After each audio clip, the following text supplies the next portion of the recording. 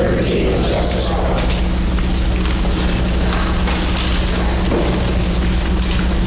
Director Cole. Bailey. Cunningham. Here. Doyle. Here. Fregoso. Here. Michael. Here. Hedge Wilson. Here. Smith. Here. Star. Gray. Here. You have a quorum. Mrs. Cole, mid-year student achievement report. Good evening. Good evening. I know you're so excited. Thank you. Entire year. I know, you like the beginning, the mid, and the end. It's your favorite meeting. I will try not to take up a lot of your time, but there'll be a chance for questions too. So the first slide that I have for you is our transfer in and out data, because I had told you that part of our strategic plan that we're monitoring how many kids transfer in and out of the district along with our student data. This year we are down from where we were last year. So last year, what is happening? Last year at this time, we had 116 kids that had transferred out of our district and 74 that had transferred in. This year, we're at a total of 139. So 91 kids have transferred in, 48 kids have transferred out. We do have a survey that parents can fill out when they transfer their students in, and we have a survey now that they can fill out when they transfer their child out. It is up to them whether they fill it out or not. Some of the other things that we're looking for is when they transfer out of the district, where are they going? And when they transfer in the district, where are they coming from? So some numbers that I have, which we have 16 kids that have transferred out for homeschool, and 7 of those kids transferred out in the summer. Of those 16 kids, only 4 parents filled out the exit survey. So that doesn't give us a lot of information or a lot of data to look for a trend to see as to why they were going out for homeschool. 25 students moved out of the district. 13 of them stayed in the state of New Jersey. 12 of them moved out of the state. And 6 students went to a charter school, collaborative, was it collab? Creative collaboratory, yes, thank you.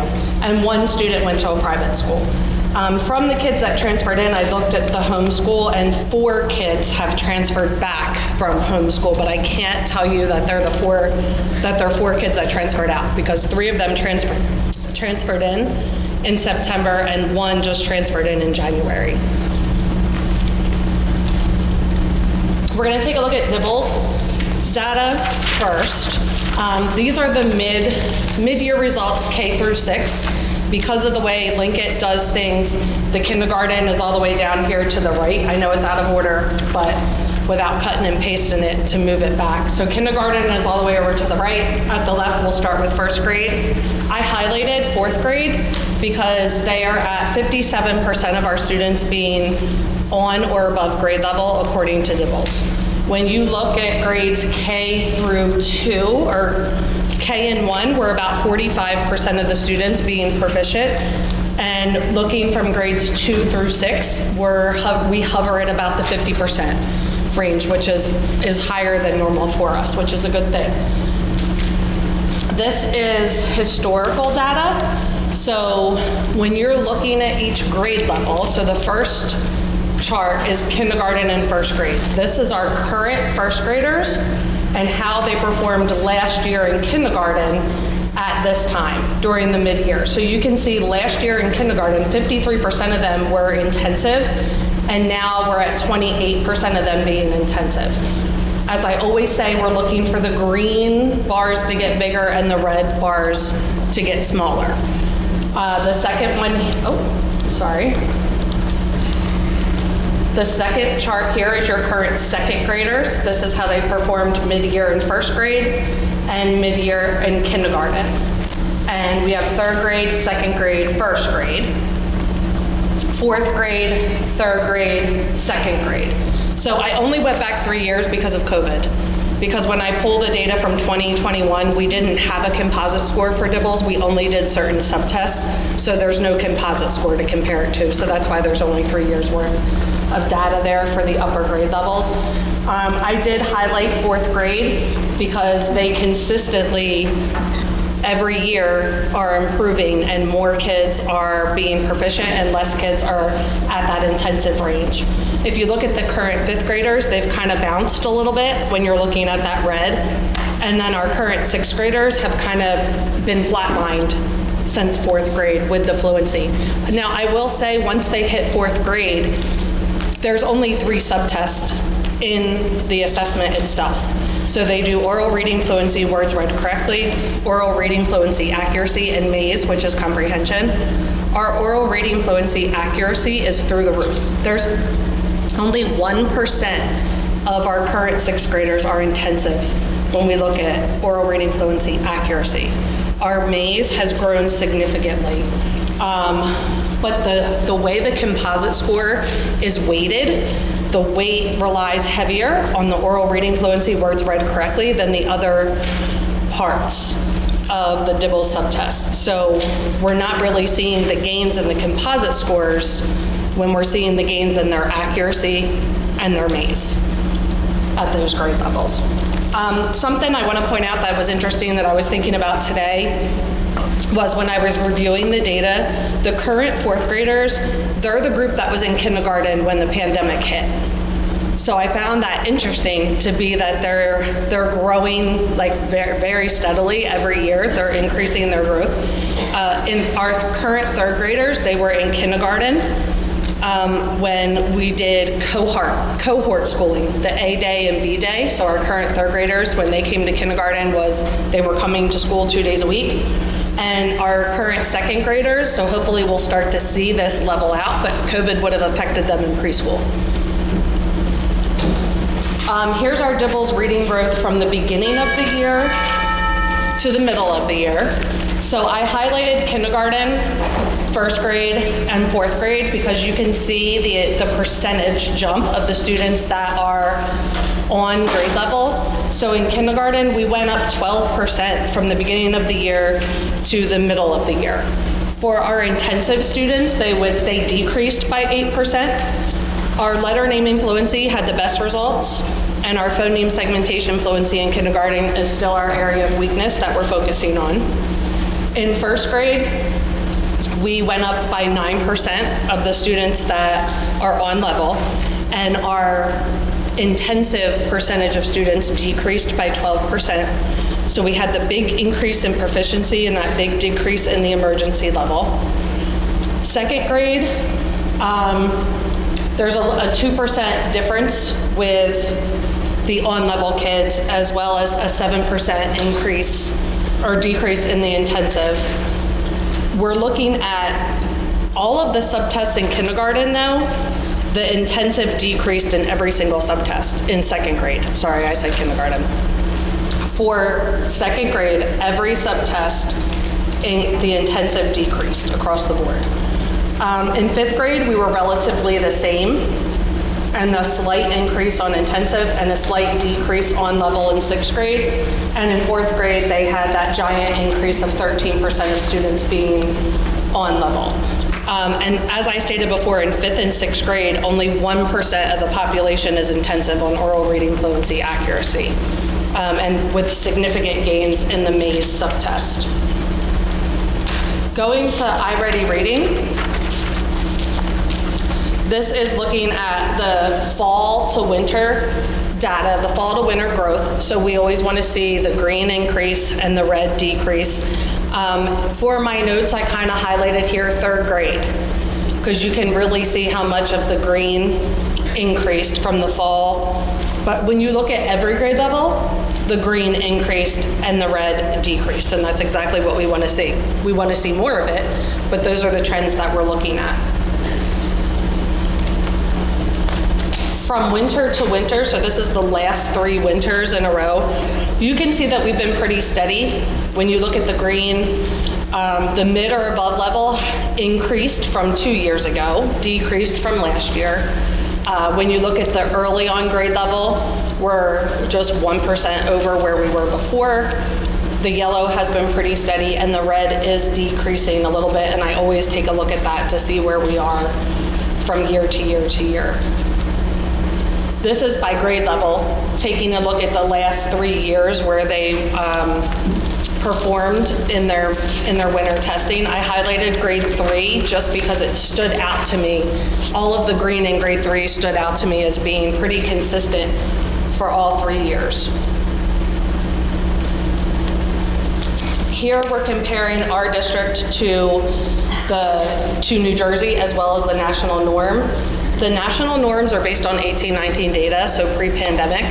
Next year, iReady is coming out with new norms post-pandemic using 22-23 data.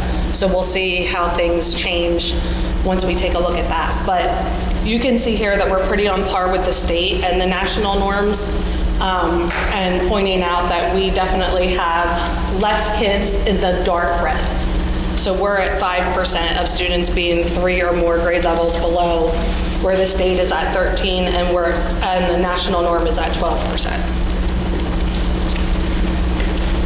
This is by grade level, so each grade level.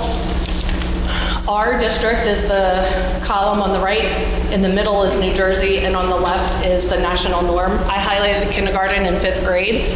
5th grade outperformed the national norm as well as the state of New Jersey in all areas that is there. So whether it was mid or above, early on, 1 grade level below, 2 or more grade levels below. So here is our proficiency. According to iReady for 3rd grade, if our students don't show any more growth, then 32% of our students would be proficient on the state test. If our students reach their typical growth, they're saying 40% of the students will be proficient. And if our students meet their stretch growth, 53% of the students will be proficient on NJSLA. Last year, for NJSLA, 21% of our 3rd graders were proficient on the state test.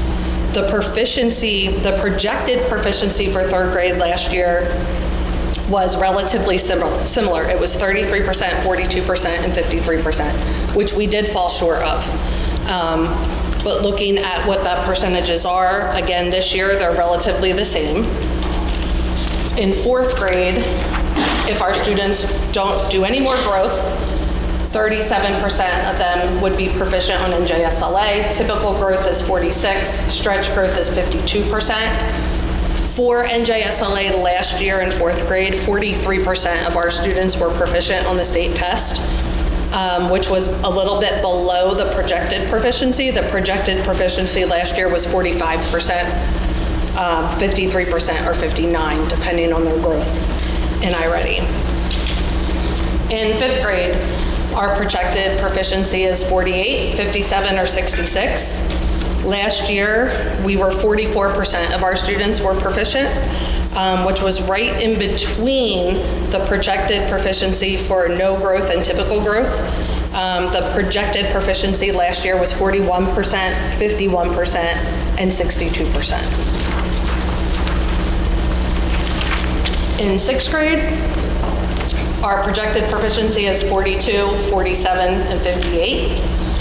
Last year for NJSLA, the 6th grade was 34% proficient, and which was below the projected proficiency. Last year, the projected proficiency was 45%, 52%, and 62%. Some takeaways from the DIBELS data as well as the iReady is the phonics instruction is working and impacting data in a positive way. The oral reading fluency accuracy in DIBELS continues to grow in grades 2 through 6. Over 40% of our students are proficient in DIBELS across the board. Our oral reading fluency accuracy with only having 1% of the population in 5th and 6th grade intensive is amazing, and our Maze scores have increased. Target areas in kindergarten, we're still targeting phoneme segmentation fluency, which I've talked to you guys about in the past. We targeted that in 1st grade heavily, and we've seen the data increase there. So in grades 1 through 3, we're really looking at nonsense word fluency, correct letter sounds, and building the automaticity and the phonics skills, because the DIBELS assessment is 1-minute timed subtests. So that's really checking their fluency in each one of those areas. For iReady, our target areas are vocabulary and comprehension of informational text. So moving over to math, This is our fall to winter data, and I highlighted sixth grade. It's a little hard to see on the wall here, but I highlighted sixth grade because they showed tremendous growth from the fall to our mid-year. They were at 29% of the kids in the green area. They're now up to 56% of the students in the green area. So they showed significant growth. When you look at every grade level shows the green is getting bigger, the orange is getting smaller, and definitely that red is getting smaller too.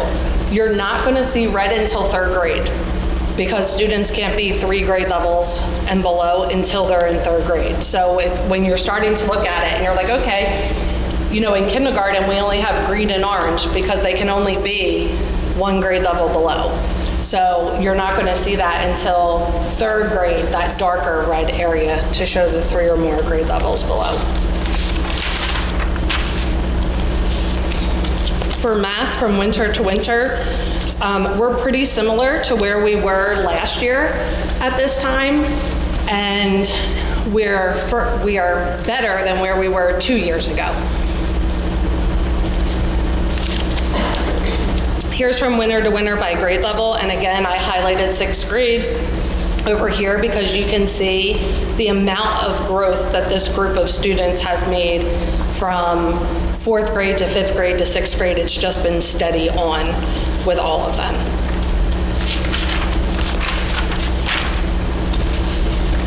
How do we compare to the state and to the national norms? Well, we performed better than the state, and we're pretty much on par with the national norms. And again, when we're looking at the red, the students in the intensive, we're below both of them. So we only have 12% of our students in the intensive, where they have 22 and 16%. I highlighted here kindergarten, first grade, and sixth grade because they outperformed the state and the national norms for this school year. So you can see across the board, definitely the green is more for us than it is for the state or the national norm.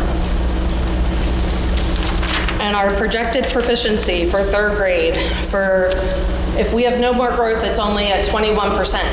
If we had our typical growth, it's 40%, and stretch growth is 48%. Last school year, our third grade, only 39% of our students were proficient on the state test, but we were between the none and the typical projected proficiency. We were at 20, it was almost the same, 21%, 41%, 49% as it was last year. In fourth grade right now, they're showing 17% projected proficiency, 25% or 37%. For NJSLA in the spring, 44% of our students were proficient. Our projected proficiency last year was very similar. It was 19%, 29%, and 44%, and we met that 44% with the projected proficiency. Fifth grade almost mimics what it was last year. Again, with 21%, 29%, 36%. 33% of our fifth graders last year were proficient on the state test, which was between, again, the none and the typical growth. So projected proficiency last year was 21%, 36%, and 44%. For sixth grade, we are at 16%, 26%, and 37%. It's very similar this year as it was last year. It was 15, 29, and 37, and we outperformed in sixth grade last year with 40% of our students being proficient on the state assessment. Looking at our math reasoning inventory and math interview, each one of these, if you follow the arrow, that's the cohort data from the year before. So this is an historical view of the last 3 years of taking a look at, here's kindergarten here, so they take the math interview. The blue arrow here is the current first graders. So here's where they were last year at this time with the math interview. And we're still looking at, for grade 1, part whole is our area of weakness, and benchmarks of 5 and 10 is our strongest area. In grade 2, we're looking at multi-digit numbers. So we have a new assessment in the winter for second graders, and spatial relationships is our biggest area of weakness there. In grade 3, multiplication and division is stronger than addition and subtraction, which you would think would be opposite because they're just learning the multiplication and division, but it's actually coming out that they're stronger. But in 4th grade, multiplication and division is weaker than addition and subtraction. And in 5th grade, the percentage of students is relatively the same. They're doing fractions, decimals, they're adding and subtraction, multiplying and dividing with those as well. So to take a look at the takeaways from the math, there's been a lot of growth in math. Fluency in the math relationships is solid in the lower grade levels. When we're looking at tiering students, we're starting to look more at the iReady data than we are at the math interview at the lower grade levels. We're creating domain goals to increase overall composite scores in iReady with certain tiers of students. And our target area is still that on-level and above-level students showing more growth, focusing on increasing student accountability and independence and confidence with applying their strategies independently, and working on part-whole relationship building. Questions? Any more questions? Anyone touch the help? Sorry. Thank you, Jake. Welcome. The first one is, what is the phonics program that we are utilizing? Sorry. What's the phonics program that we are utilizing now? Benchmark workshop. Benchmark. Right, and we're supplementing with some OG techniques and strategies, especially for intervention, but we've also trained more and more of our teachers with OJ. Okay. And is that more, is the OG throughout K-6, or is that more just in like the higher? I will say it's throughout. Our interventionists have all been trained. Most of our special ed teachers have been trained. Some of our gen ed teachers have been trained. Because it was, for our gen ed teachers, it was a option. They could decide if they wanted to do it or not. Yep. And so does benchmark align with the OG type of instruction? It's not, right? It's different from what I remember when we looked at it. There are pieces of it, but having that knowledge base of OG really helps when a child doesn't understand why a rule is a rule and being able to have that knowledge and fall back on it. Our coaches have been looking for things to supplement benchmark workshop where we've noted that, we could do better here with this skill or these rules. What do we need to lift this apart up? Okay. And I know we've had conversations about how that's, something we'll have to look at in the near future with standards and Yes, yes, we're going to start that process. Actually, I'm going to start that process on Friday with the teachers, starting to talk about looking for our next resource, not for 24-25, but 25-26. Okay. And I think through the years, comprehension of informational text has always been something. Always. And how does benchmark, is that something that you're having to pull as well, to supplement for benchmarks, or is it a Not really. Well, the benchmark, every unit is aligned to science, social studies, or literature. So they're getting the informational text there, but I feel like it's lacking in where the students read it independently and work with it independently. It's a lot of more discussion based.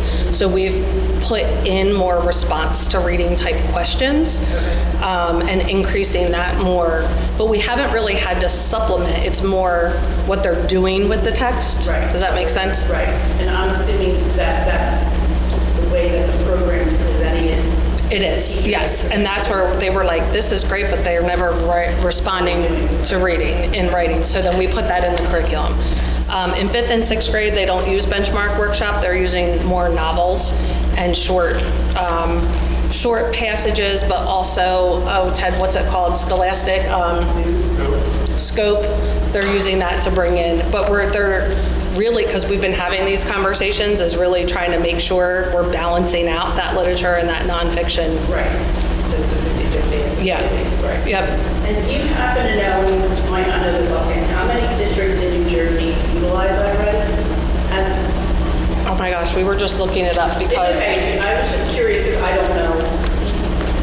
I mean, when we compared asked, to other districts, like I was just interested in how many districts actually in the state. when we asked for that question, we honestly didn't get like a direct answer from the company because I've been asking that question. But when you look at the New Jersey, it's 25,000 students, which is is a lot Right. of students in the state that are on IRA. And we have more and more districts reaching out to me in the past 2 weeks. I don't know what is happening, asking if they can come visit us or talk to somebody about iReady or the Ready Math program because they're looking at to implement it in their district. So I'm not sure if there's a push or if they're all just looking for new resources since the new standards are coming out. And from what you said tonight, and what we're looking at the presentation, we didn't have any grade levels that attained their stretch growth according to iReady on the New Jersey State test, correct? Correct. Okay. And then the only other question I had is looking at the math, and you circled and made it a point to show how sixth grade had, made a lot of progress in terms of the green above and on level. It doesn't match, it doesn't seem to match with their projections for NJXLA. I mean, they're the lowest percentage, sixth grade. So I don't understand how, We've been. I'm not familiar with that rate. Yeah, so we've been having those conversations. The one thing iReady doesn't have is them responding in writing and explaining their thinking. So one thing that we've noticed is an area of weakness on the state assessment and our unit assessments is when students have to respond in writing for math as well as ELA. Okay. So we're working to strengthen that through enrichment right now, actually. Okay, well, that makes, that explains why there's a start. Thank you. Yeah, you're welcome. Anybody else? I have no question, not specifically related to the presentation, but if you go back to slide 19. I don't know which one that is. Hold on. That's the sixth grade, that's the growth. Is that the one that was Yeah, on? fall and winter. Okay. When obviously, you can see, when you look year over year, we're trending up slightly. How in depth are you able to monitor, or how in depth are we able to monitor the students that fall into those categories, and what type of instruction are they receiving in comparison to, the student that fall in the other tier? Like, how one-off is the instruction? Like, how does that work in the classroom? Just trying to understand. So they're all on their individual path, which iReady sets for them based on their diagnostic. But beyond that, the teachers can pull, there's grouping reports for every class and every grade level, and they put the students in groups depending on how they performed. And then you can say, it'll tell you this is what they did well, this is what they need, here's the lessons that you can do to strengthen those areas of weakness. So we do that through tutoring, we do that in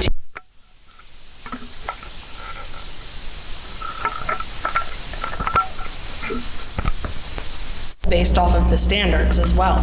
So it'll tell you if what lessons they're ready for and what standards they're ready for and which ones they're not ready for yet and what you should do with them. So based on this data, you're able to, like a student that, you identify is falling behind, just that, like a red flag at the bottom on that, Yep. that individual student, and you'll provide resources to them tailored to their needs as opposed to.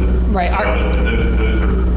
Those populations get segregated from one another, or they're still not completely segregated? Right, it depends on what grade level and what we're doing, because we have the intervention rooms in grades 4, 5, and 6. And in the intervention rooms, they're using the intervention materials from iReady.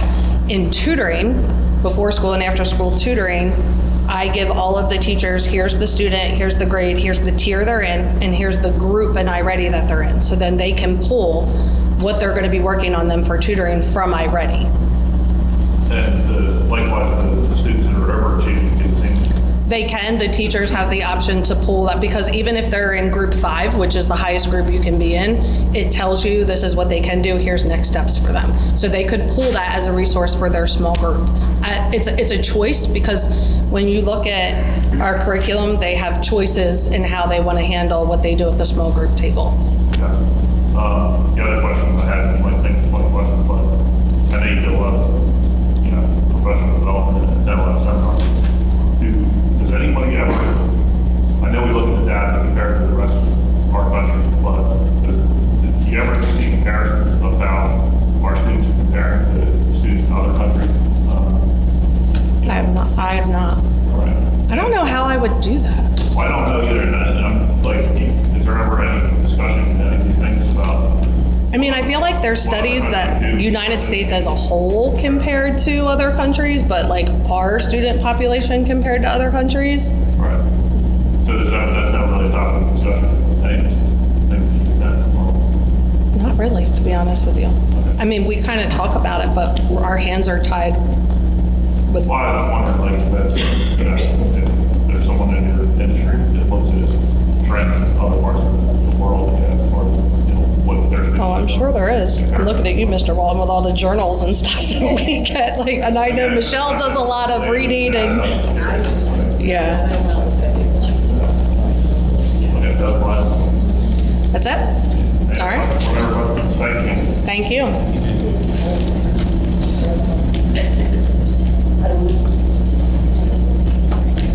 Next item on our agenda, just continuing to use up strategic plan update on social plan. This is Larry, this unit. Correct? Yeah. Good evening. Hi, I'm Lindsay Leary. I'm Abby Cicione. Okay. So here we have all of our members from the committee. Nothing's changed since we presented last, besides the addition of Ms. Inverso. And then we do have a sub for Lauren tonight. That's just for the time. Yes. So our vision has stayed the same since the last time we spoke, meeting our staff and students on their level of need and supporting a healthy mindset. And those are just some pictures from this school year so far. So here we have our baseline data for tracking discipline. We showed you this last time we were here, and this is just comparing last year to this year. As you can see in the green highlights, every time except for January so far, our numbers are way lower this year, which is awesome. So that is definitely good data that we've been looking at. On this next slide, it just goes further into detail on what those discipline referrals were. I'm not going to read every single word, but as you can see at Ritter, they have the highest, followed by Main Road, and then here at Jambier. Across the district in all three schools, the highest incidences were on the buses. And then classroom interruptions, general misconduct, disrespect, and defiance to authority. Here we have our strategic plan update going from October through March current right now. The SEL committee has continued to meet bi-monthly, so we have our schedule made for the rest of the school year. We also are continuing to plan monthly events for the staff, so just a few different things. We did like a decompress December, so the staff got like chapsticks just to kind of help decompress. We do we do different hunts for them, so pretty much just focusing on staff self-care. Just reminding staff to take care of themselves, not just everybody else around them.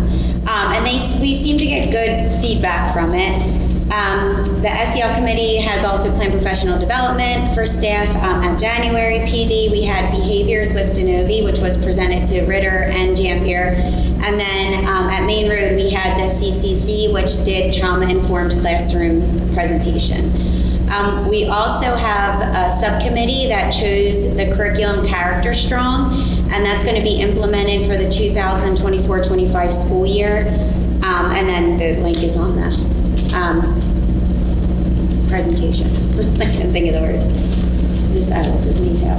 So unifying our school districts, we have worked hard to align the school spirit weeks between all three schools. That was a, I don't want to say a complaint, but I guess a concern of parents that had students in all of the schools, which schools were doing what. So we've tried to kind of combine all of them. So our counselors in each of the schools do a great job of speaking and kind of getting all of us on the same page just to help the parents out. On Wednesdays across the district, we're continuing to wear gray, which supports brain tumor awareness for Audrey, a student at our school. Each of the school's climate team has been meeting throughout the school year to create a positive culture for students and staff. We create monthly calendars and we review the discipline data just to try to come up with different ideas of how to kind of cut back on that. And then we take those reports and bi-monthly we report it to the SEL committee. So one of our big supports at Janvier and Ritter is First Children's Services. So this goes into great detail on what they do. But we have different therapists that come into both of our schools. It's split 10 hours a week between the two schools, and they work with students one-on-one. They pull them out of the classroom in their sessions and really just target what it is that those kids need, whether it's emotional literacy, cognitive behavioral therapy, conflict resolution skills, whatever it is that they need work on, and they work with them one-on-one to provide that therapy. At Main Road, we have the CCC. Currently, they have gone in and done over 60 classroom lessons, topics like respect, coping skills, friendship, and brain connection with emotions. This month they're going in, and it is geared toward conflict resolution. Besides that, they have currently 37 students with 8 small groups, and then they also are seeing students individually as needed. The topics within these groups are self-esteem, forgiveness, kindness to others, worry and anxiety, and just kind of trying to use their thoughts and turn them into helpful thoughts or actions. And they are involved with the teachers and parents, just trying to collaborate daily. And then another support that we have across the district is Brett Denovi and Associates. The BCBA from there comes in multiple days a week and works with teachers and students directly to target behaviors and come up with behavior plans and really just help students act more positively, and they've really helped us, especially here at Janvier. Just some highlights at Janvier from the last time we met till now. We have our own school character ed safety climate committee that meets every couple months. And then there's lots of student recognition programs that we have weekly and monthly, just some of the ones that are highlighted here: Student of the Month, bus certificates, Lunchroom Champions, and then the Spirit Weeks that Lindsay was talking about that correlate with the schools. One of ours was our Holiday Spirit Week back in December. And then just our daily morning meeting and afternoon meeting conversations that are had in all homerooms, where kids just have a chance to be in a welcoming, safe environment where they can talk with their classmates and their teachers. At Main Road, we have our monthly school climate meeting, as I mentioned. We come up with different activities for students and staff. We started in November Happy Mail, which is where staff can send home. We have pre-made postcards that get sent home to students. So for the parents, just like a little such and such is doing a great job, we're so proud of them. So we started sending them home in November. We started attendance meetings in January, which are helping support the emotional well-being of our students, just kind of making the parents aware that your students have missed such and such amount of time, and what can we do to make that stop happening? How do we get them into the classroom? Monthly meetings for staff, meetups for staff began in February, so just trying to boost staff morale. And then just different things throughout the school that are happening. We're doing like Fur Baby Friday, where we have pictures of all of our different animals, what the kids love to see. We did Shadow Hunt for Groundhog's Day, and we're currently doing a March Madness Minute to Win It with staff. And then the CCC is doing one with all different types of coping strategies, also in the school. Something else that has been implemented, which I think we started in February, right? And Verso Emporium, which is like a huge takeoff. The kids can, if you go to the next slide. So Miss Inverso made a little store, and the kids can earn different Inverso bucks or dollars in non-instructional time. So they get them on the bus, they get them recess, lunchtime, different things like that, based on whatever our monthly, I can't think of the word.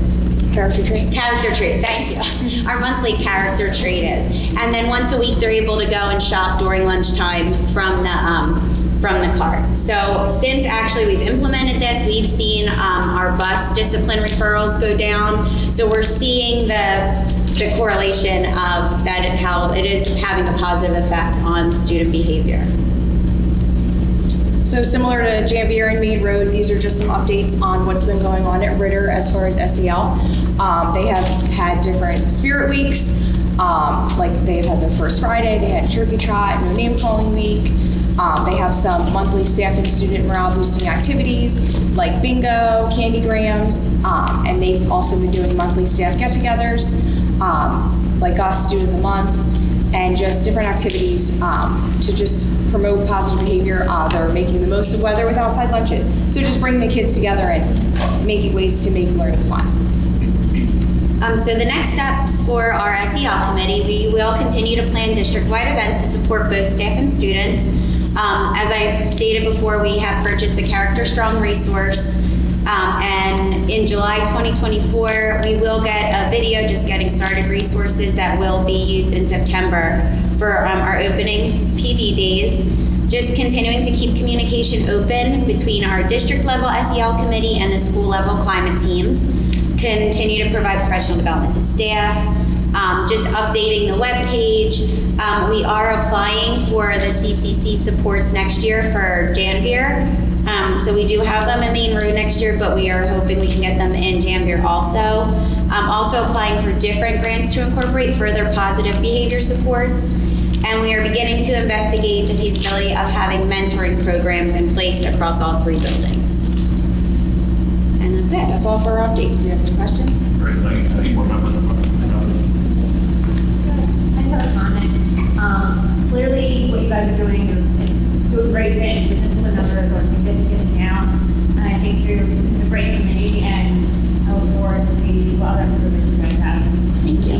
Thank you. Proud of yourself. I think it's great. Thank you.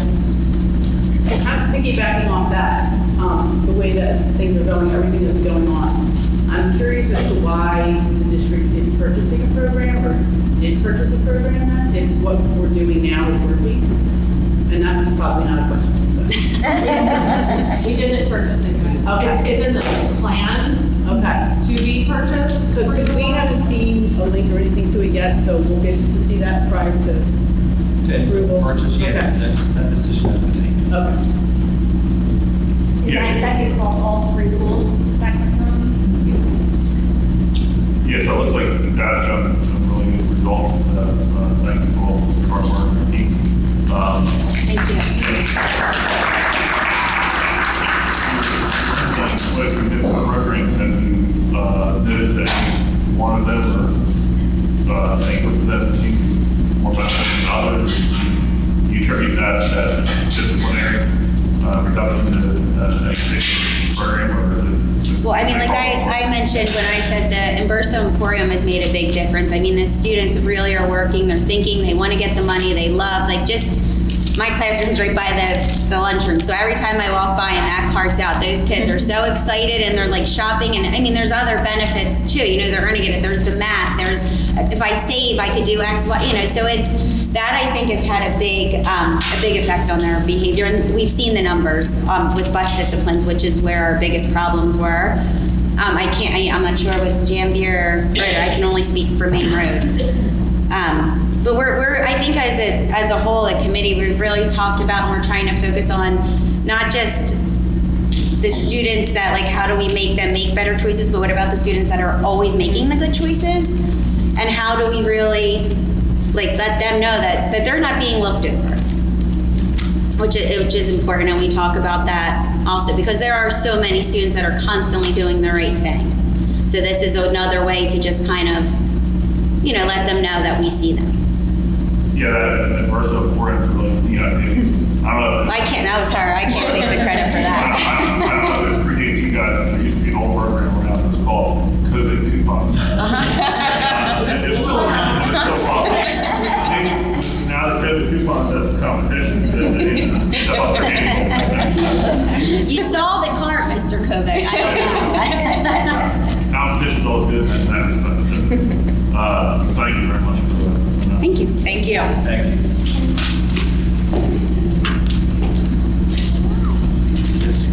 Just piggyback on that, I have to say that the district office also appreciates unifying of, the dressed out days and those kinds of things.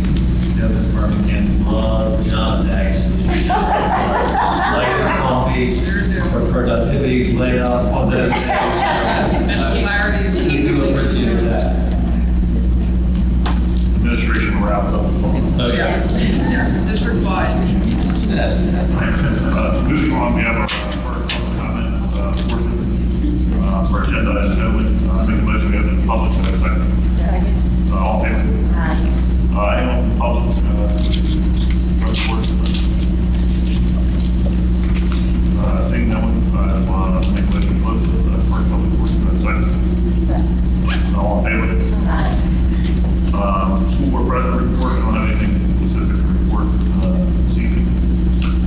Mr. Shanklin, anything from NJSBA? I think we all got emails like a week ago, they were having something this past Saturday in Salem, and we possibly had attended, but for such short notice, you could do the virtual, but I'm just saying, kind of slow-mo stuff going on right now, this the winter, they don't have a lot of face-to-face stuff. I still haven't heard what requirements we have for those buses that are in our first year, so we'll see. When that comes out, we'll all get to know. That's really about it. That program on Saturday, you're referring to this one regarding Leadership conference. Well, I think that was a focus, but there were other things too, I guess in lieu of, in response to the numbers coming out and learning about budgets. But it was more than that, the little leadership one, you used to go to Princeton for the weekend, now they're like a small one, that was my understanding of it, but I don't think we got enough notice about it. But you can go to any county function, by the way, you don't have to just go to Gloucester, you just have to let them know you got one, it's like, do something like that. So, that's it.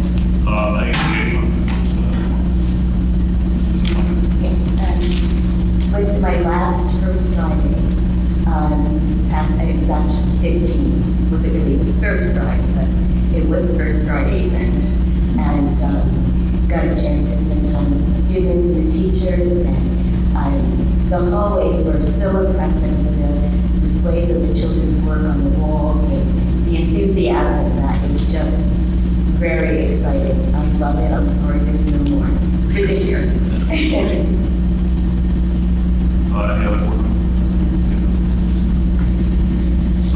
Move on to the approval of the minutes for the February 12th regular board meeting. That gentleman had not been either the changes or comments on the commission of the approval of the minutes. Whether it's like a second. Second. Question? I just changed my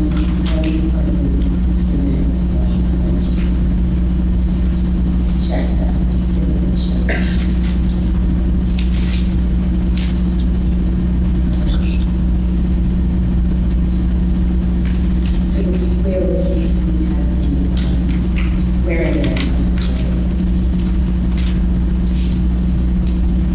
Was there a revision? Yeah, there was something that I saw, it's changed.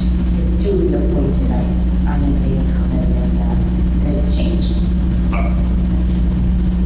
Any other comments? All in favor? Aye.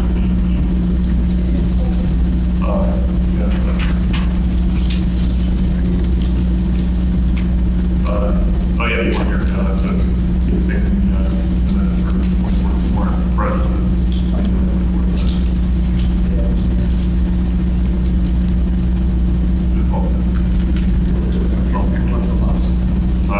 Human resources,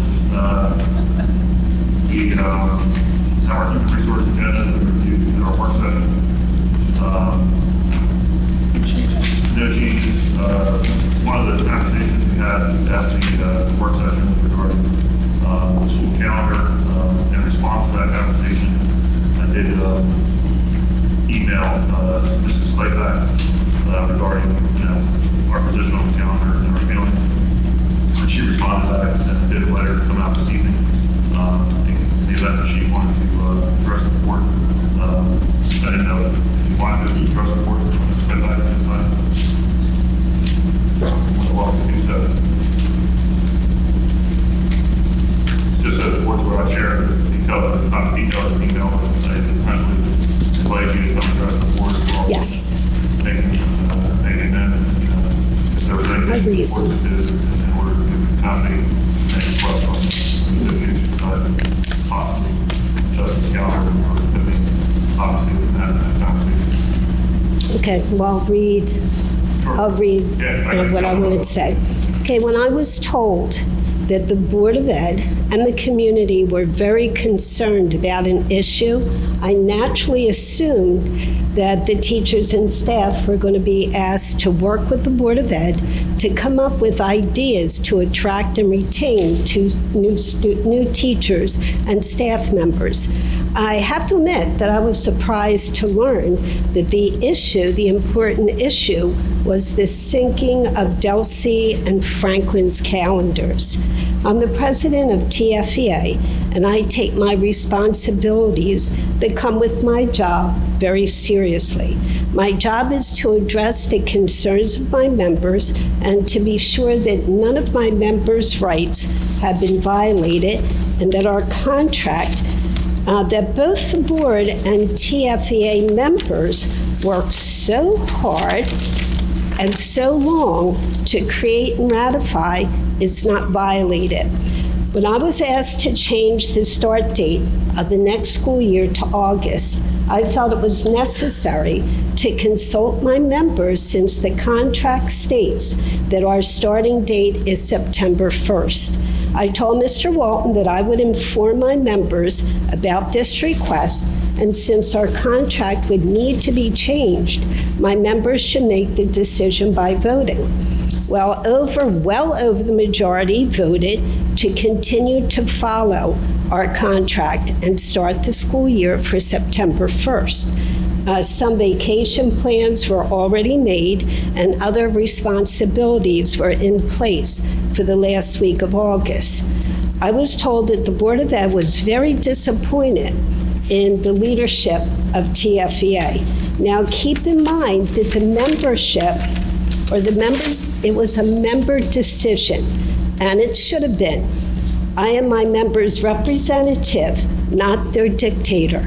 I did consult with Delsey's union leadership, and they informed me that the August starting date was negotiated in their contract with some of the union's proposals, with some compromise on the union's proposal to make the changes in their contracts.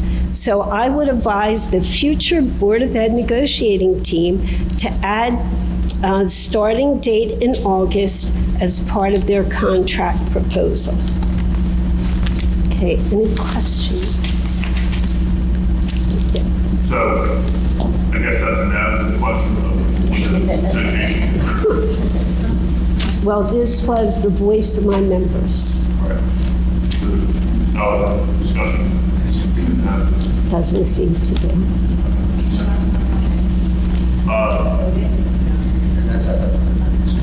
Yeah. Are you allowed to vote for many voted? Not yes and no, but full roll voted? You have enough. Yeah, I think you provided that in the email. There was only about 7 that voted to start in August, so over the majority voted It was already to. voted, but I don't know if that's the same as the majority of status.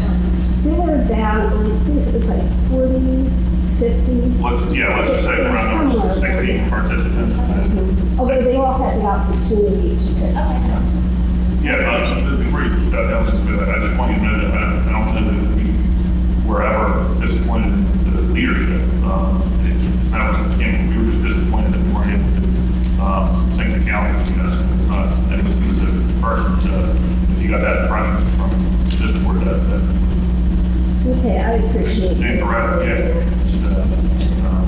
And again, I'm not sure if there's a connection between the calendar and teacher retention. This board's very concerned about teacher retention, as part of our strategic plan, and we have a committee set up specifically to deal with some of those matters. And, certainly, please present to us any information you have that's helpful in that respect. And I've always, presented, no common communication.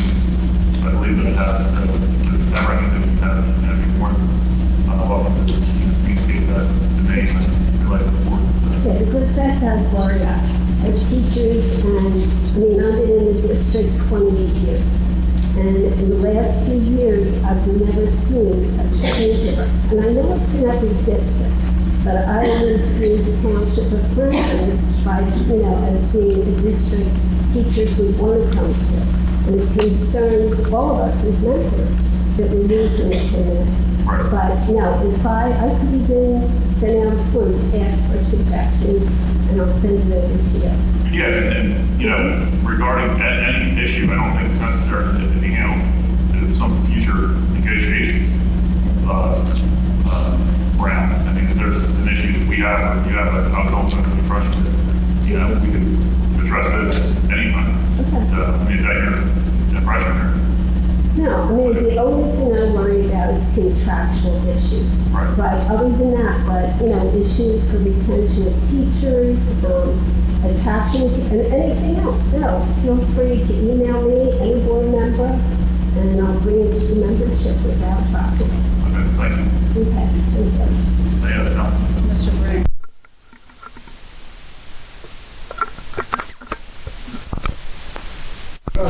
It wasn't meant we just thought maybe there was something some way we could work it out, we used to call them sidebar deals. You just go and do like a side thing with the board just for that year that it would affect, that it wouldn't be part of the permanent. So the board asked him to reach out. Yeah, so I guess now we're going to have to figure out what we're going to do all that bonus one.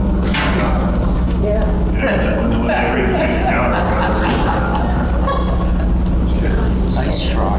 So,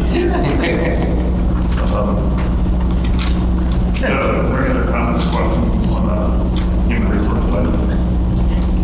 Like board members. If not, make a motion to approve the human resource items listed. That one we got 12, President Gloucester, and 22nd.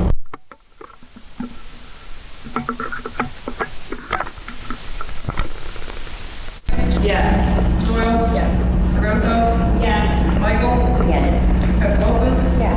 Smith? Yes. Kathleen? Yes. Brink? Yes. Motion carried. All right, education, thank you. Comments or questions? Not in relation to first education, item P1 through P5, recommended by the superintendent. Second. Second by Treasurer Cole.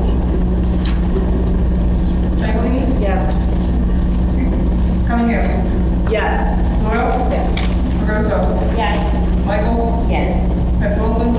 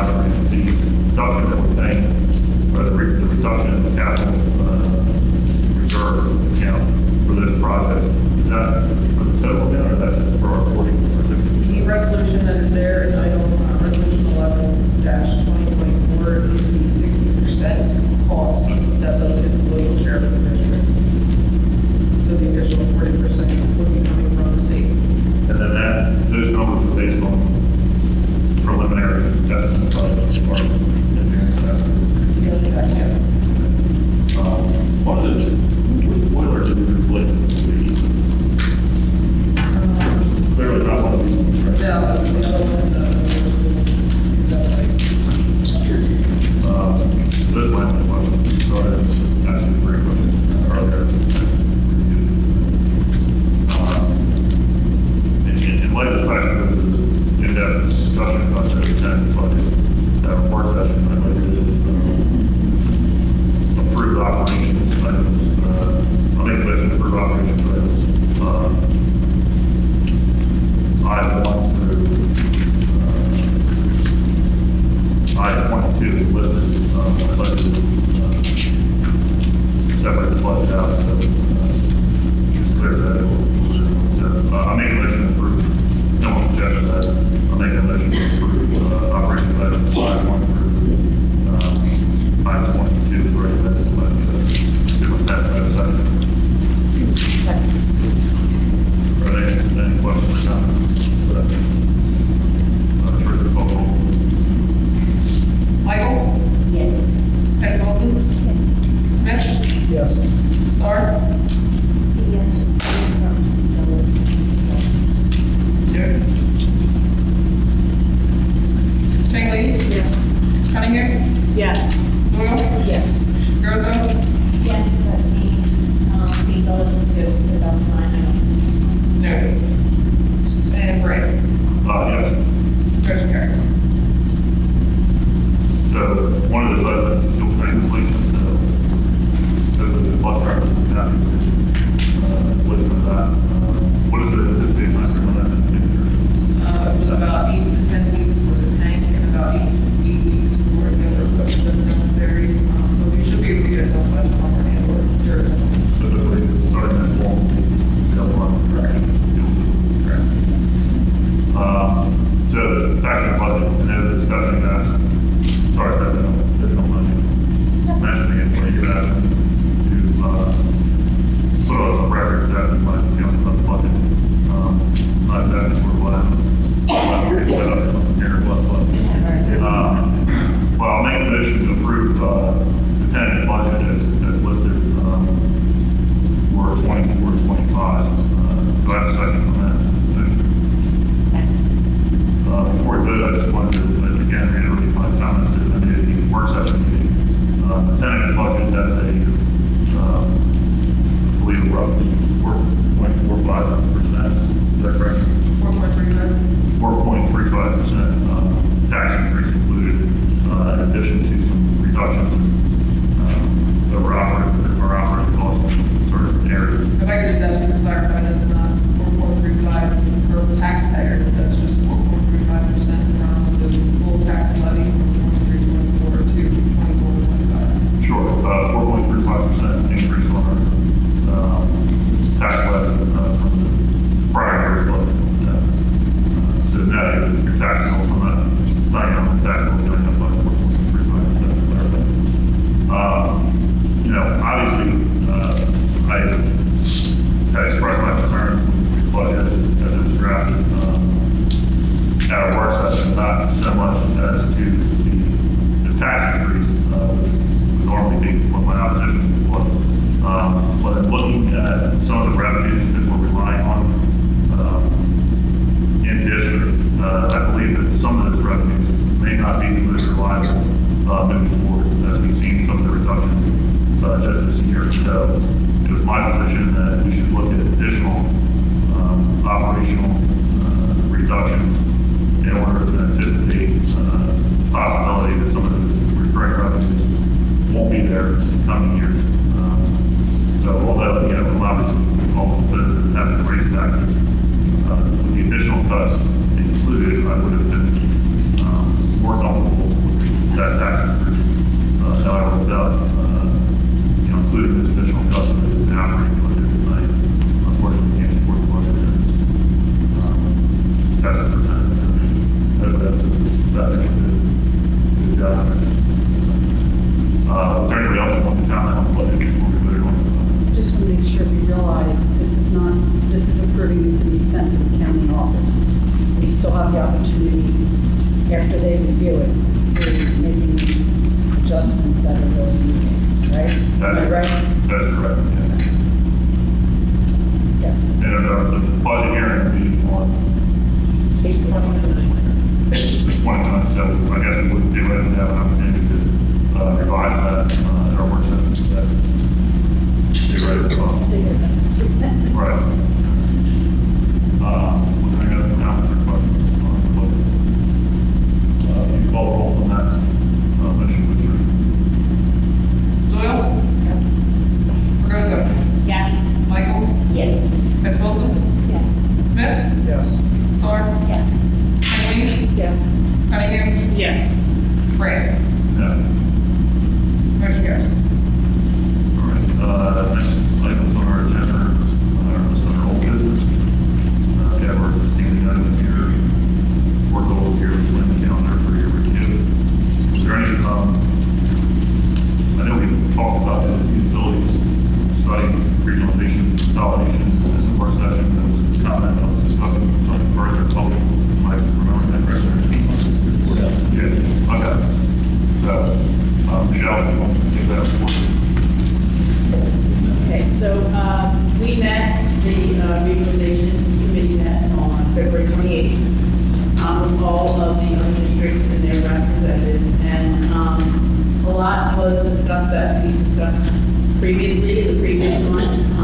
The timeline as of right now is still in place in that we are expected to be presented with the study around April, hopefully the beginning of April. If that timeline goes through, then there would be public meetings beginning in May if it was felt that it's feasible for the regionalization to take place. There would be many public meetings. We're looking at in person and also virtual for those that are not able to attend. They did clarify that what would happen is Delsey would become an expanded district encompassing all four. We talked about the board and how that would come. Basically, what would happen is the boards, if this was to go through and be voted on by the public, the boards would remain, it would be an interim board. And 3 reps would be from Delsey, 4 from Franklin, 1 from Newfield, and 1 from Elk. And those boards would stay until July. And then the full boards would be out and that interim would take place. New boards would then be elected in November as would be in normal years. The other conversation that was had was in terms of contracts. If a regionalization was to take place, the contracts would stay intact unless negotiated. They can stay intact for 3 years until negotiated. That means Delsey's contract would remain. Franklin would, or Elks, I believe Elks is more. Whichever contract is more, Franklin or Elks, because they're both elementary, that contract would supersede. Unless, of course, something was negotiated in the, after 3 years, if nothing has been negotiated, then the highest contract would take over for all in the district. And that's pretty much what I forgot something new or something else. Good, I have one quick comment. Yeah, I think too, the other thing was the financial burden of this, all of this is strictly not paid for Franklin and Delsey taxpayers not paying or Elk. Even the money for implementation, should this go through, is being paid through a grant from the state. That's kind of floating, which means you don't have a deadline as far as when to apply.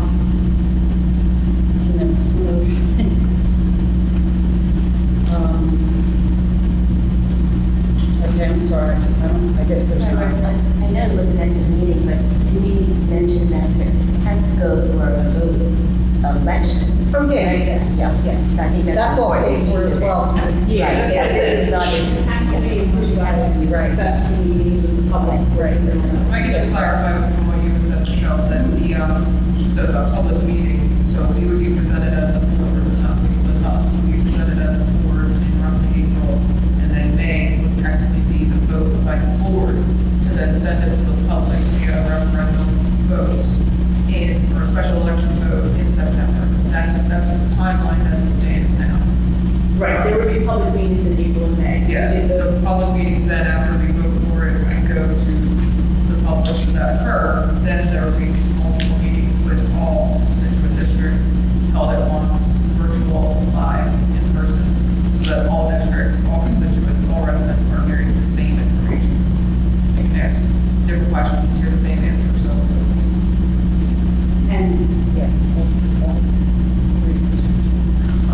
The other thing too is one of the new member from Newfield was concerned, which I think is important, that they wouldn't have a voice. And under this model, if it goes through, Newfield will have a voice, where in SMBC, it's only when there's a percentage. So they will have a voice. And not being familiar with how things have been done in the past, was a little afraid it would they would get like carried with the stream, but everyone assured them it's never been that way. Dulce's always covered, elk and the stream as well. Yeah, I have one quick question on Michelle. My recollection, your recollection Different. are somewhat different. I just want to clarify on the contract. Okay. It's my understanding that the contract would be determined by the largest district regardless of the dollar amount. Right, after 3 years. Right. So Franklin being the largest district, Oh, that's right, largest, that's right, you're not the right. highest. You're right. Right. Yep, you're right. Well, I have contracts don't change for 3 years. Right, but they won't. They could if they get negotiated, but they can stay intact for 3 years. But what Jason is clarifying from my statement is that it wouldn't be the contract that teachers or staff would be receiving the most income. It would be from the largest district. That means health would come under, no. Well, be Franklin. Franklin and elementary and high school. Those contracts, they separate because it's not, they don't put them together. That's what has to be renegotiated. Right, that's what I mean. Yeah. That's why they stay separate and they stay intact until they are. It has to be negotiated. Yes. There's no question. Unless after 3 years it's not, then everybody goes under Delsey contract.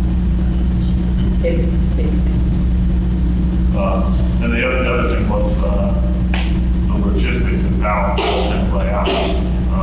One of my questions was, who would actually have to vote to send it to the public source, like which board would have to approve it, and it's my understanding that this board,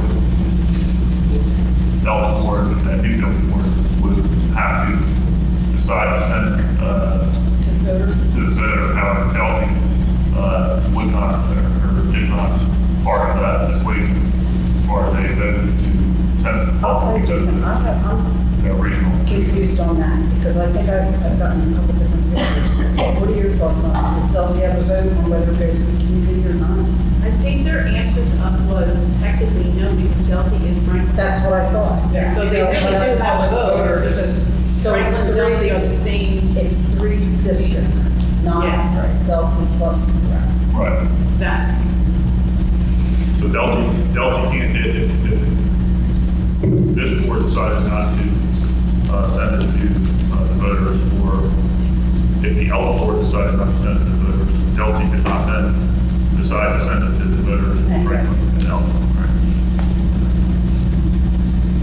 Very complicated. Yeah, it can be.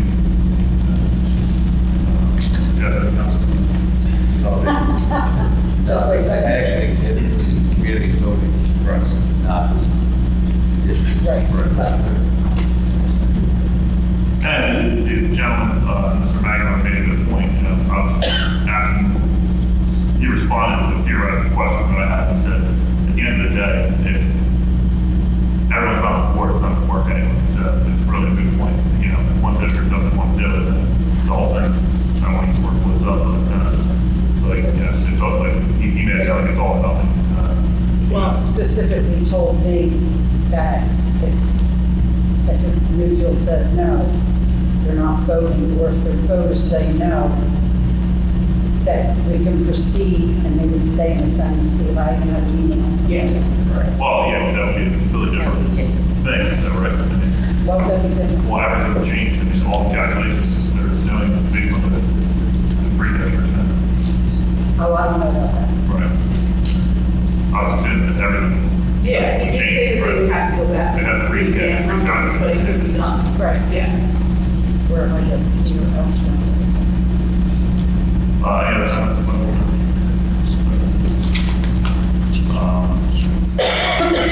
So, any other old business that we want?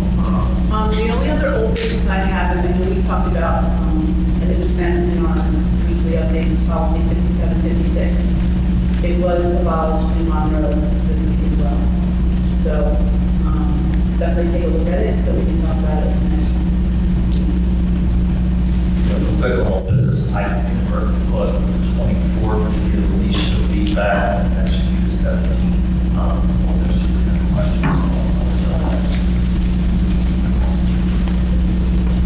Yeah, so regarding bringing that point up, the superintendent just mentioned, real quick, just going again, I suppose, Mr. Chase was Friday, told him in the conversation we had, and we're gonna, proceed with the intern on our end.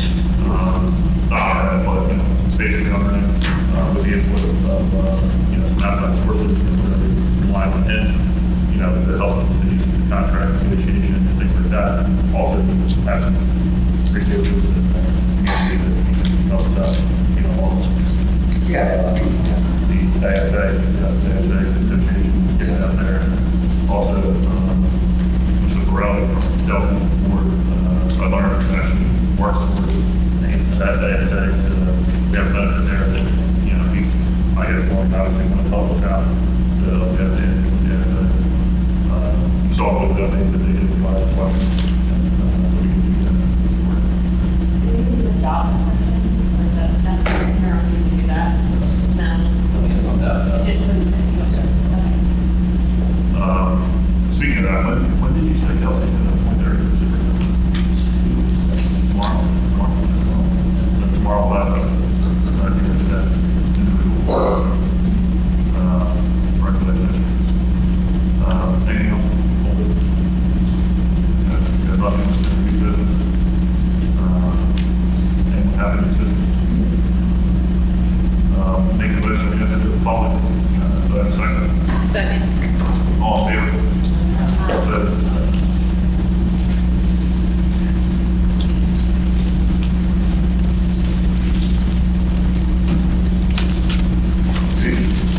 Evening. My name is Owen Handy. I'm from 650 Central Avenue, Franklinville. We can hear you. Okay. We can hear your microphone.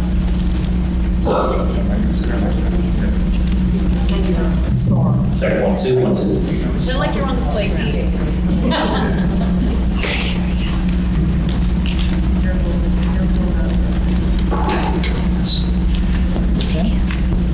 Contrary to how usually our products all talk, so we can go ahead and speak about it like this. We're in here. All right. Members of the Board of Education, I'm here tonight to talk about the change in the enrichment period at our school. We, the students, have come to the decision that we want our enrichment back. We need our enrichment back because it's vital for everyone. How each student uses enrichment differs. Some students rely on it for more time to finish their work, while other students have a bad home environment and rely on enrichment as a place to focus and complete their work more efficiently. When enrichment was taken out, these students suffered horribly. The change has led to an increase in missing work. The teachers need enrichment to make sure this missing work does not happen.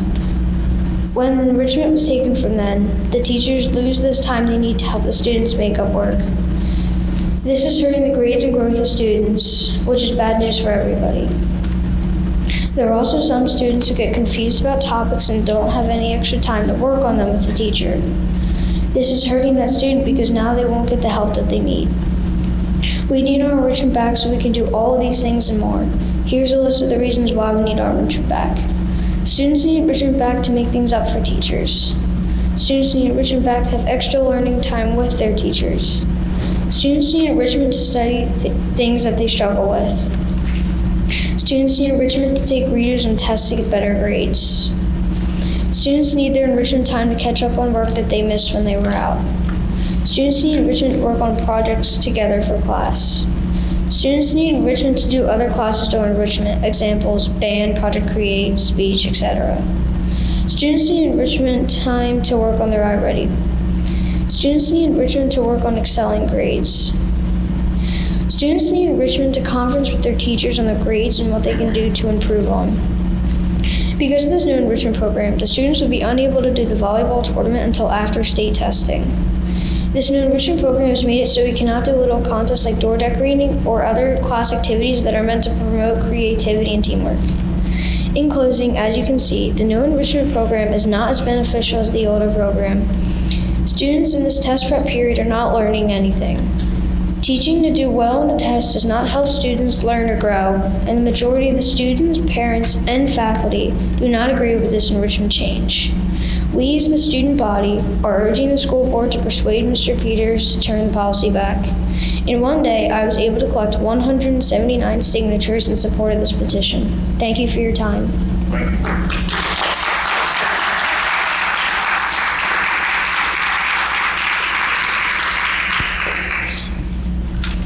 Would you mind leaving that with us, that paper that you read from, so we have it? Do you want the petitions? I'm sorry? Yes. Yeah. Anything you have, you can leave, Mr.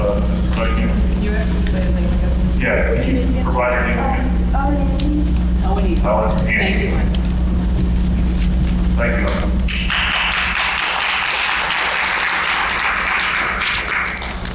you. Good evening, school board. My name is Dylan Kramer. I live at 1187 Porchtown Road. I'm a sixth grader at Ritter School, and I'm here to address a problem at our school, our new enrichment period. Our new enrichment period is a problem for many reasons. Some of these reasons include some kids have family problems and activities and cannot catch up on already or missing work. Some students are straight M's or A's and are wasting time that could be useful for other activities. And sports and activities can also have a huge role at the end of a school day.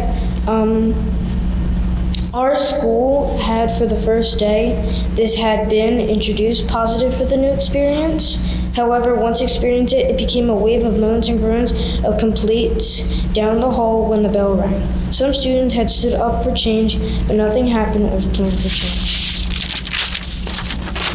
The new enrichment is a problem in areas of missing work and iReady, problems at home and activities that occur after school and may prevent them from catching up on work or completing monthly iReady. In fact, from viewing in my classrooms, the number of students with missing work has increased in rooms. Also, from my homeroom perspective, RAM Ready has decreased in the few. After calculations of today, 3/18, more than half of the school that I recorded had said no to the enrichment period. I designed an idea that may actually include both of the enrichment periods. Both of the enrichment periods could be combined if we going back to the old one, having our ready and going to teachers for missing work with students who needed the extra help, who could go to tutoring and have the extra class for that. And that's my statement.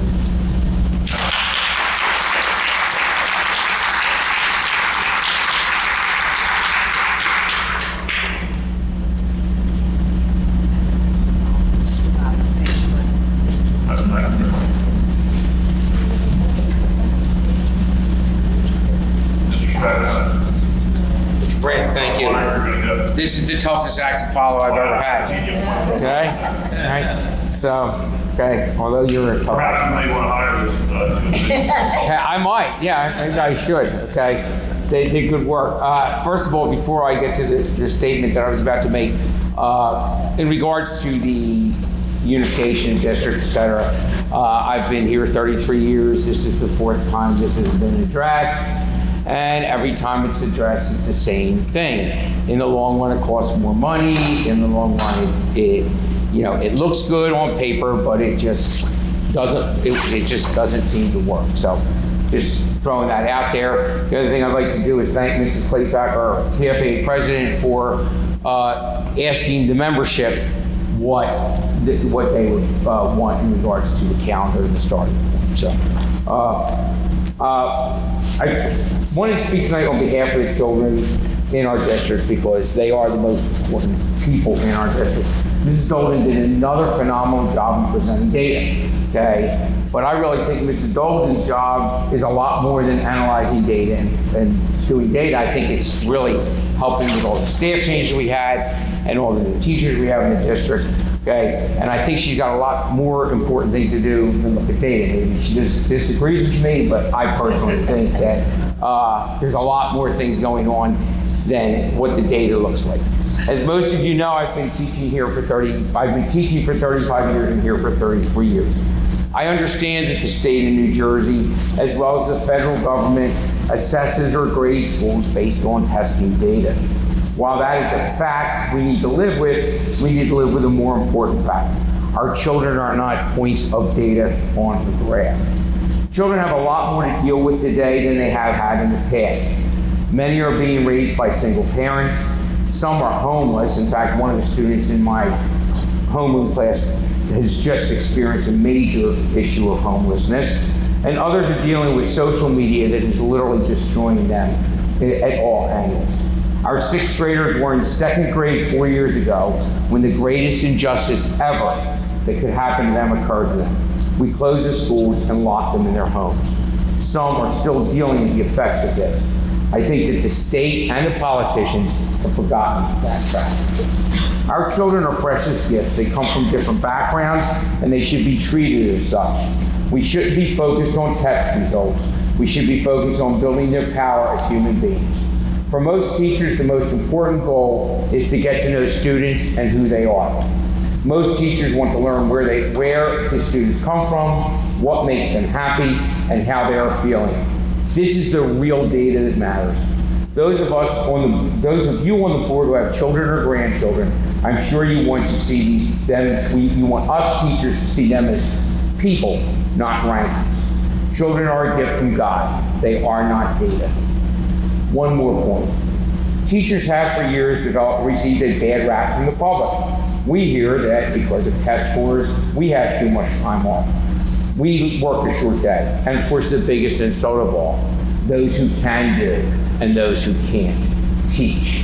Your teachers in Franklin Township are committed professionals, many of whom use time outside of school to prepare lessons and assess students. We put in a lot of time. It is just time that most people don't see.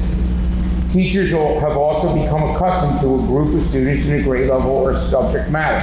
It takes time to develop relationships with students. It takes time to learn the subject matter. It isn't an easy task to ask teachers or students to just switch around in the middle of the year. We are working in the greatest teacher shortage since the 1980s. In fact, I'll just add here that, thanks to that teacher shortage in the 1980s, that's what brought me into education. I'm extremely excited about that. Not all of you may be. As I've said before, people don't leave employers or money. They for money. They leave because their basic needs as people aren't being met. The goal of the Board of Education Administration should be to make people want to stay in the district, not to have them leave because of how they're made to feel.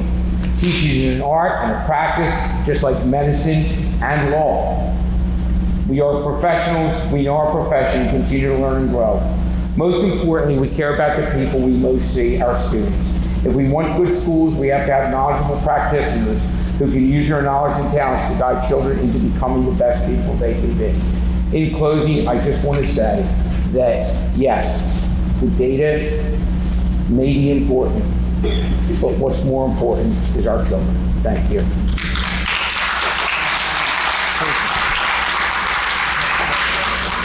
I couldn't really agree with you anymore. However, we're somewhat limited in all we have is data.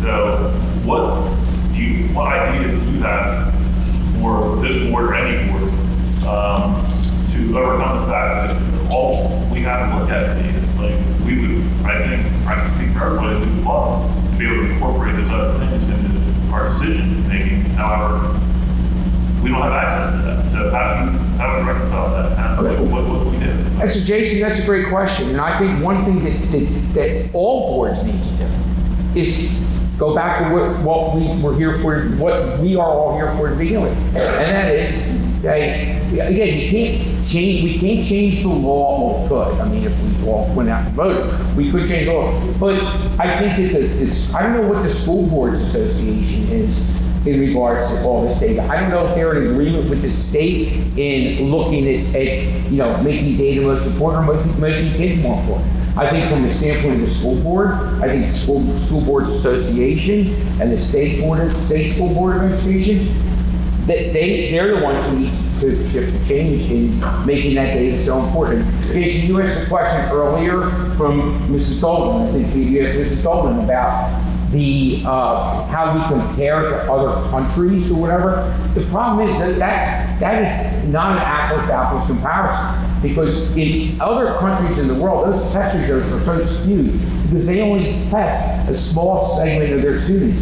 In this country, we test every single student in every single grade level, no matter what their background is. So I don't know how we change that, except, you asked the question from this school board, the LC school board, okay, all the school boards.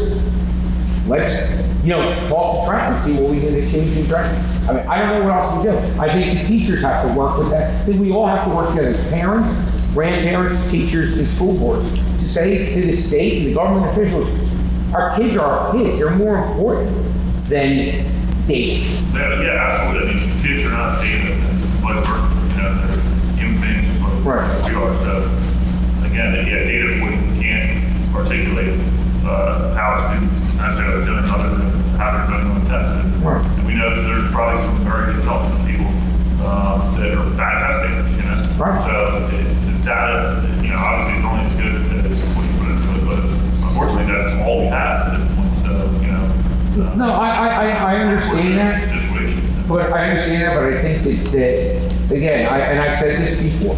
I've said this for years.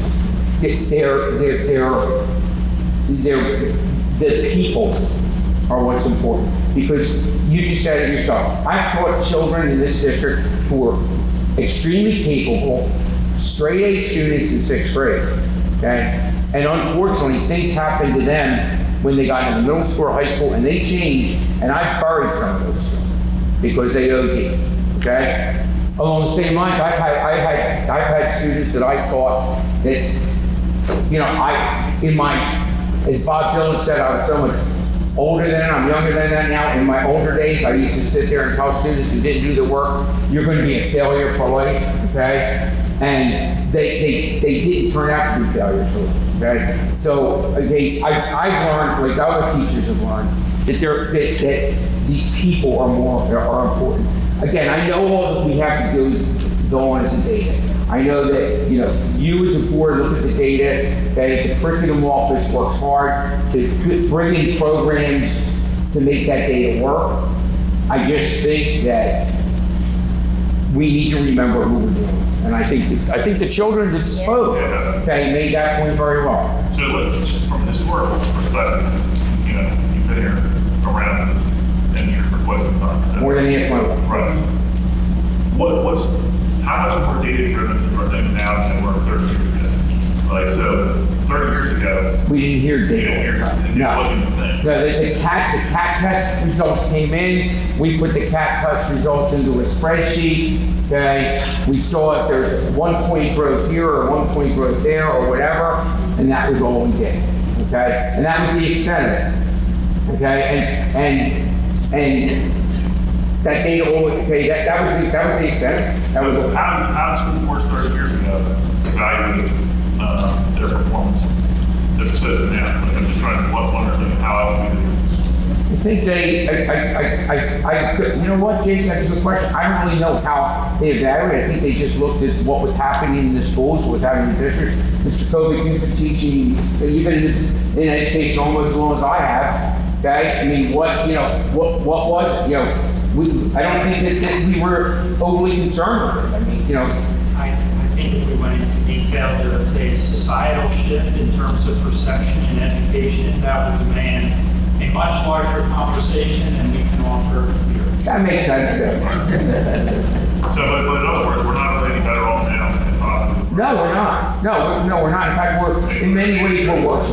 We're worse because, like, as I said, and you all know this. These kids they're getting bombarded with stuff that none of you were ever bombarded with. Okay? They're getting bombarded with garbage, you know, on social media, and they're getting bombarded with all kinds of stuff. And you know, the SEL committee, you know, what the ladies presented earlier. I mean, they, you know, we're worried about these things. We didn't have to worry about these things before. We didn't have to worry about these things. We have to worry about them. And I think, and please don't misunderstand me, I think the administration, I think the board, I think the teachers are all trying to focus on those things. But the truth is that I think sometimes we lose sight of it. And I think that as important as it's important to you, okay, as the data is, okay, it's more important we look at the children. Okay, all I do is for data, all I do is look at sports. And I look at how data has literally ruined sports. I mean, okay, whether it's football, whether it's baseball, it's all about data, and I don't think it's made sports any better. Okay, I think it's made it worse in a lot of ways. Okay, and I think sometimes if we lose sight of our kids, then if we don't keep our eyes on the kids, we're gonna get too involved, and it doesn't.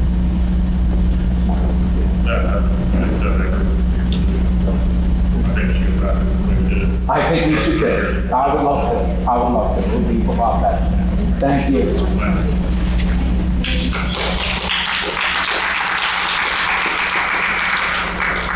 Barb, you were here 30% one time on this. I'm sorry, Barb. I forgot that you were here 30 years. I went to school here.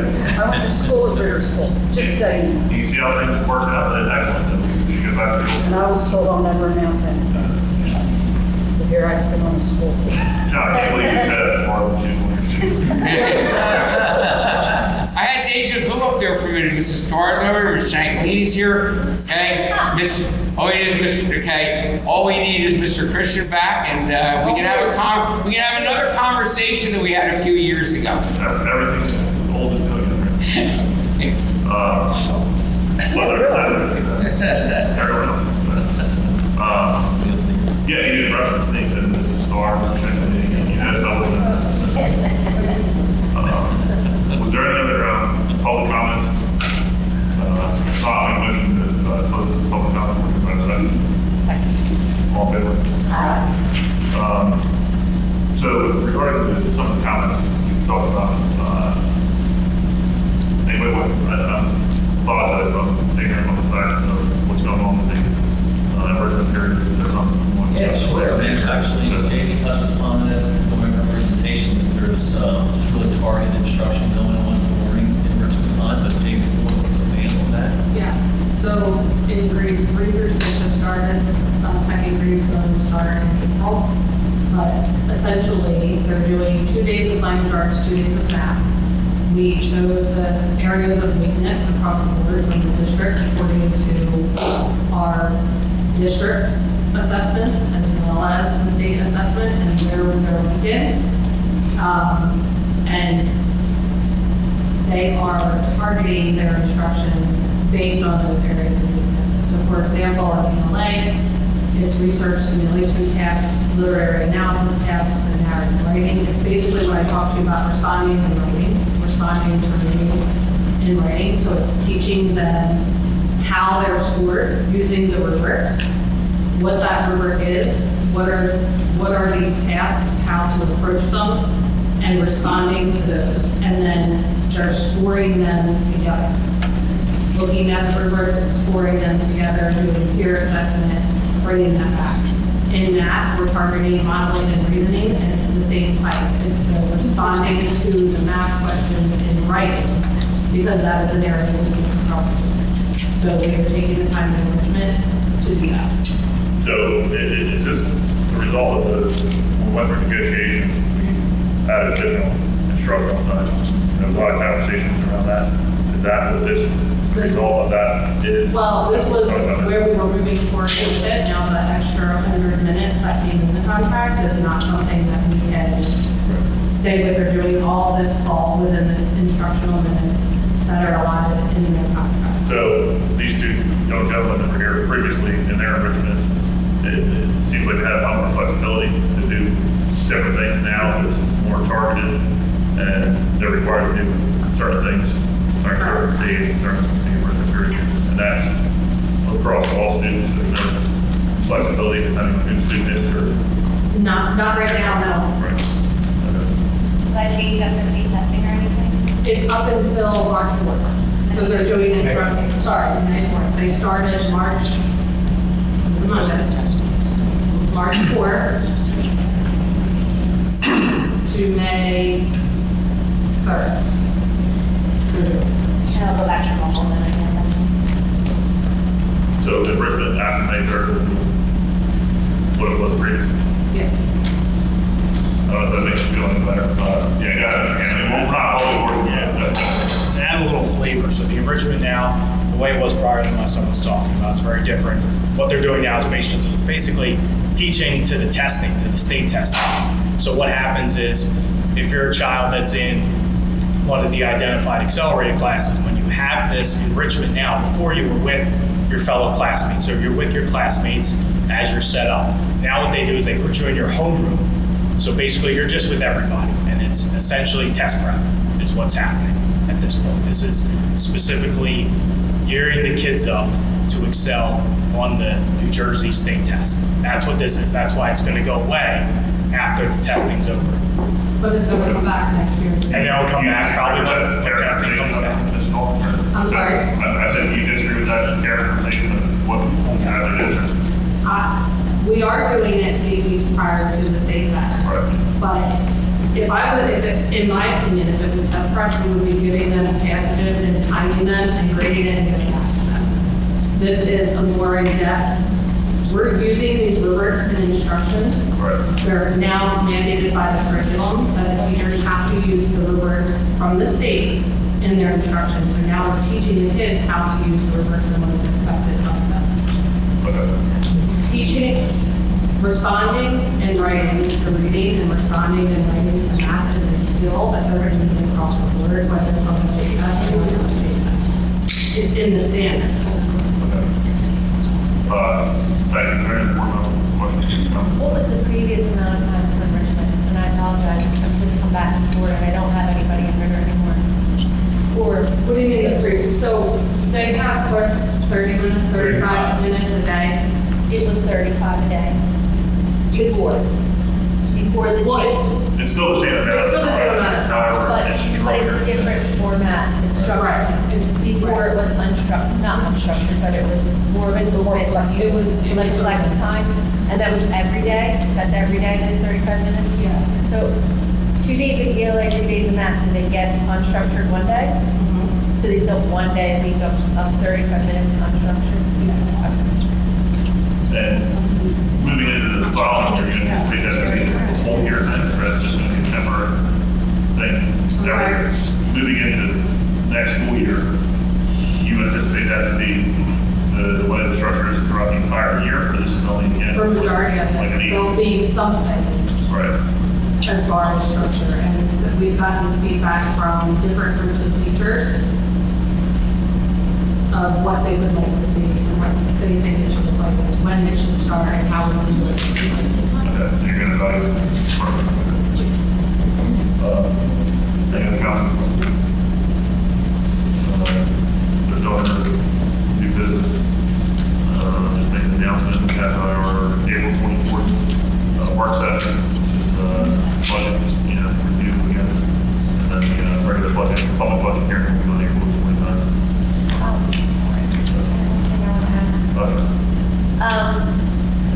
I don't mean to treat more work and it's a pleasure for the board. I can't be talking by one person, but is there a way after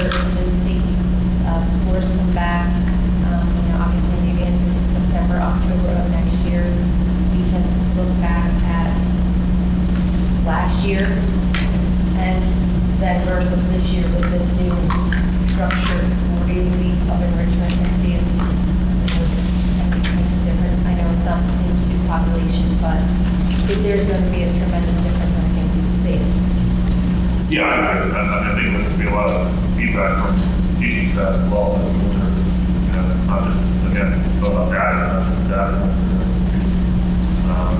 Type of feedback provided. You would have to be something everybody would agree on. Yeah, I don't think any of it. That's an October, maybe with a new minutes, so you can pass it and take note on to the next, or leave it on the deck. I mean, hopefully, some consolation that's going on for that. Yeah, Remember on that, Jamie always does not approve presentation. Oh, so maybe, That would be there, right? and then we can see that we can do your thing that hitting those targeted instruction areas. I mean, it sounds like something you're going to constantly be evaluating. Yeah, I mean, I'm not anticipating a huge increase in test scores doing this 8 weeks. No, 2 days a week before the assessment, like that's not my reason. No, But I will definitely be looking to see if those areas strengthen at all, and if they do, which populations of students did they strengthen. Right. Right, because traditionally, we seem to have an issue at math, third quarter. Right. I'm sure that you're targeting specific things with those students, so you will see that they do that a little. Right. That's just been sort of only been. And this is the initial stage of this, so moving forward, maybe it'll be more targeted, flexibility depending on who's. Right, that's, right, as we move forward, that it would be, that we've even discussed, what do we do with the tiers? So we have, there, just because this is the way it rolled out for the very first time, doesn't mean that's the way it is. If any other comments, questions, I'll make a motion to adjourn at 7:49.